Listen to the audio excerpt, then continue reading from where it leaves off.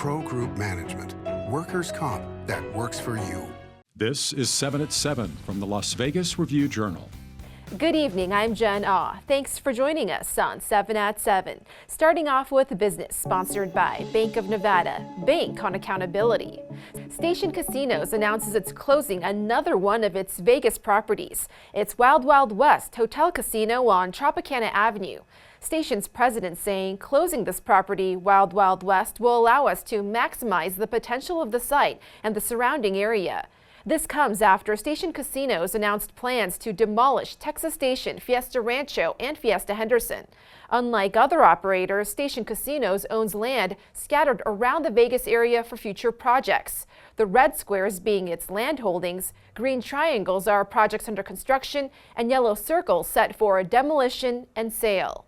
Over in Macau, the government announces it's reopening its borders to visitors after a dismal month of gaming revenue. That's including residents from U.S. and Canada. Macau is home to casinos owned by Las Vegas Sands, Wynn, and MGM Resorts. Sands is the market leader in Macau, and there are some pretty substantial properties also by Wynn and MGM. And once the policy starts to take effect and we start seeing more visitors to Macau, then things should start to brighten for those companies. Macau's government reports the region's casinos generated $270 million for the month, a 50% drop from last year's $549 million. In more top stories, sponsored by Nevada Hand Silver Sky Assisted Living Community. Learn more at nevadahand.org. For those heading to California for the holiday weekend, as expected, officials report some major traffic congestion. Traffic cameras along I-15 near the California border show vehicles from Nevada moving very slowly near the Prim border. On the California side, authorities say road restrictions due to flood damage will be lifted for holiday traffic. Following initial enthusiasm over President Biden's student loan forgiveness program, applications for relief are expected in the coming weeks, and those interested should begin preparations now. Review-Journal's Renee Summerhour has more on how this could affect Nevadans. Yeah, a student loan study by the Institute of College Access and Success showed that 48% of graduates from the University of Nevada, Reno in 2019 into 2020 had an average of over $22,000 in education loan debt, and 46% of graduates from UNLV had about $19,000.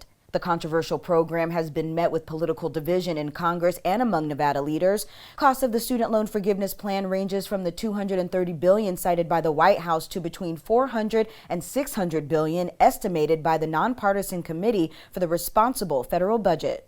Senator Catherine Cortez Masto disagrees with President Biden's executive order, saying that it doesn't do enough to actually address the problems with college affordability. Senator Cortez Masto's opponent in the Senate race, Adam Laxalt, called the decision immoral and unconstitutional.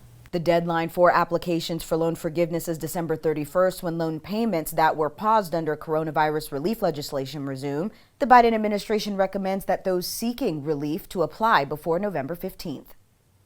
In weather, sponsored by Star Nursery, your garden's partner for every blooming thing. Lake Mead is projected to drop about 30 feet over the next 2 years. According to the Bureau of Reclamation, Lake Mead will be about 1,013 feet above sea level by July 2024, lined green on this chart. The Bureau of Reclamation forecasts the Colorado River system using single trace hydrology scenarios. The green is the most probable scenario. Closer to home, another sweltering night of temps in the triple digits, which should cool slightly to the 90s in a few hours, getting down to the 80s briefly early morning. Onto your Labor Day weekend forecast, a high of 110 and low of 85 degrees on Saturday with blue skies. Similar conditions for Sunday and Monday. The heat wave then continues through Tuesday and Wednesday before slowly dipping on Thursday, even further on Friday with a few clouds coming in. In health, sponsored by Boulder City Hospital, we're here for you when you need us. If you're planning outdoor holiday activities, the National Weather Service says be safe out there, hydrate with lots of water, protect by slathering sunscreen, and avoid outdoor activities in the afternoon. Also caffeine and alcohol, heavy foods with fat and protein. Never leave kids or pets in cars. Plus, wildfire smoke is making its way to the Las Vegas Valley. Clark County is warning Vegas's air quality reaching unhealthy for sensitive groups with respiratory conditions or allergies. Combined with the extreme heat, a good night to stay indoors. Vegas Nation, brought to you by Station Casinos STN Sports. Download the app today.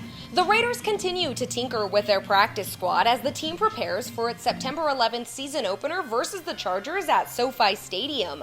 On Thursday, the Raiders signed defensive back J.R. Reed and offensive lineman Vitaly Gurman to the practice squad. Additionally, the Silver and Black released tackle Bam Olaseni from the practice squad. For more Raiders news, you can always go to vegasnation.com.